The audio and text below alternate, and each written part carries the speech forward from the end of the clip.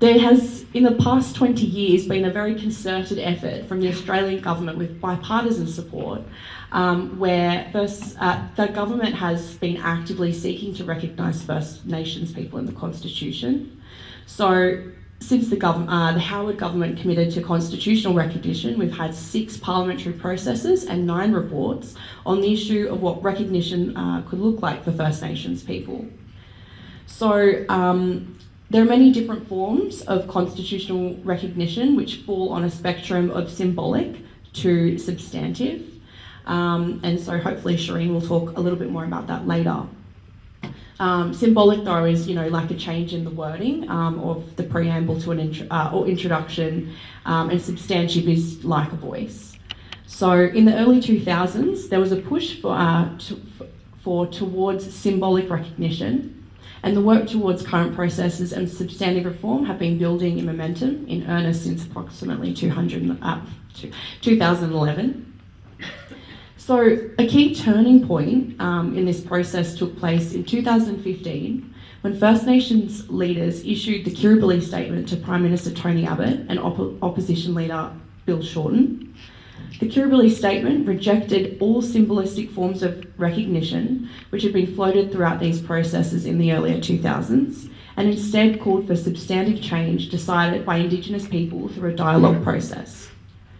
So shortly after, the Prime Minister Malcolm Turnbull established the Referendum Council with bipartisan support. Could you please flick to the next slide? So in 2016, the Indigenous Steering Committee, through the vehicle of the Referendum Council, designed an unprecedented dialogue process, the first to actually ask First Nations people what meaningful recognition meant to them. 12 regional dialogues were held over the course of 2016 and 2017. The dialogues were intended to give a voice to the voiceless.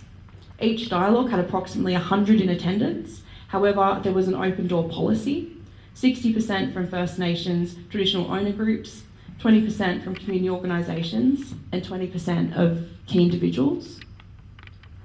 So, I think it's the next slide, thank you. Now, the dialogues followed a structured and principled process that canvassed legal and policy issues and political vitality. They considered what the options for reform were and whether they would work. So you can see here at the dialogues, so they had civics education, so what the Constitution is, the different types of reform that might be on the table, how political legal institutions work, and then they was then split up to canvass the different reform proposals through a comprehensive legal explanation and discussion on the political vitality. The delegates were, to assess these proposals and prioritise each option according to the views of their region. So this slide shows the outcome of those discussions. So you can see that something, such as insignificant a statement of acknowledgement was pretty well rejected. And you can see that a voice to Parliament was overwhelmingly supported. We then had agreement making, and coming behind that was the provision of the racial discrimination. So, next slide please. So in May 2017, we had representatives from each of the 12 dialogues, and then they attended the National Convention at Uluru to finalise their calls for reform. So it wasn't to have a debate and with new things on the table. It was to rehash, I suppose, what was discussed and the general consensus that have come out of those dialogue processes. So in that, a set of guiding principles were distilled from the records of meetings at the first regional dialogues. These guiding principles provided a framework for the assessment and deliberation on reform proposals. The National Convention, again, how I mentioned, it didn't open the work that had been done in the dialogues. Rather, the task of the National Convention was to bring together the outcomes from the dialogues in order to arrive at a consensus. So the guiding principles that you can see there up for deliberation was it does not diminish Aboriginal sovereignty and Torres Strait Islander sovereignty. It involves substantive structural reform. It advances self-determination and the standards established under the United Nations Declaration on the Rights of Indigenous Peoples. It recognises the status and rights of First Nations. It tells the truth about history. It does not foreclose on future advancement. It does not waste the opportunity for reform. It provides a mechanism for First Nations agreement making and has the support of First Nations and does not interfere with the current and future legal arrangements. So they then assessed these reforms against these principles, and the voice to Parliament and agreement making became the clear priorities. So it was on the Saturday night that each of the dialogues, when the Uluru Statement from the Heart was written, and it was read for the first time at a special ceremony on the Sunday, which was included in the Referendum Council report. Next slide, thank you. So this is the Uluru, that was what we needed, thank you. So that's the actual document, and the intention was it's not something to be sitting on a shelf gathering dust. I've been lucky enough to be in the presence of this beautiful document, which is probably the size of that picture over there, and it's such a powerful and beautiful artwork and gift. Now, I wanted to take a moment, I think, maybe to go through, and I'm trying to be conscious of time, so Juanita, you just give me a little wave. I think it's really important to read the statement because some of us haven't had the opportunity to read it yet.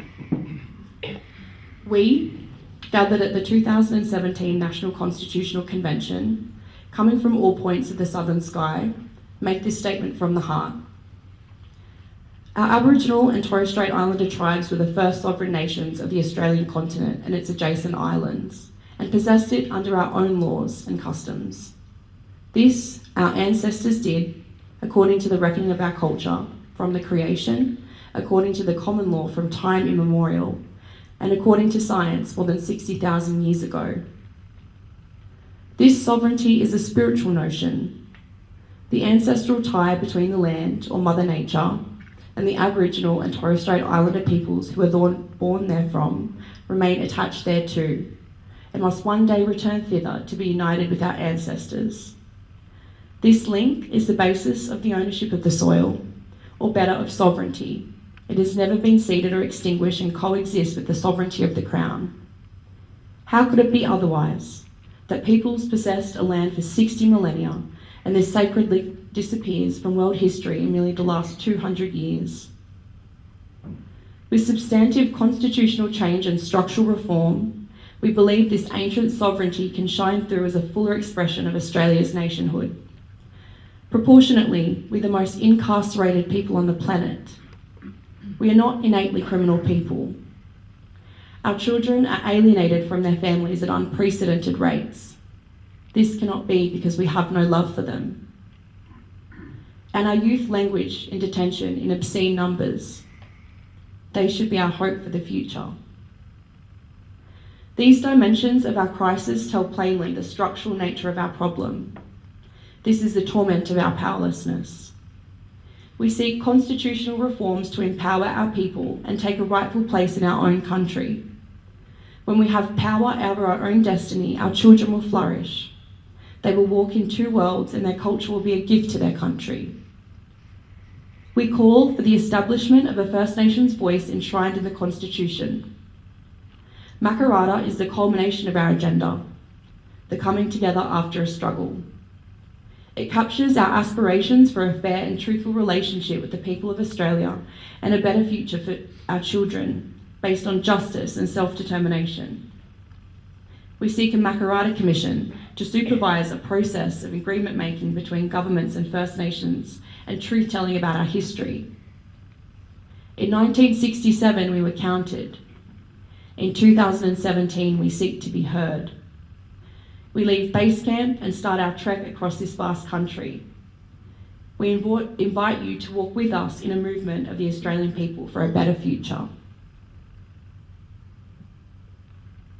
So the Uluru Statement from the Heart was issued to the Australian people rather than the government and outlines two sequenced reforms.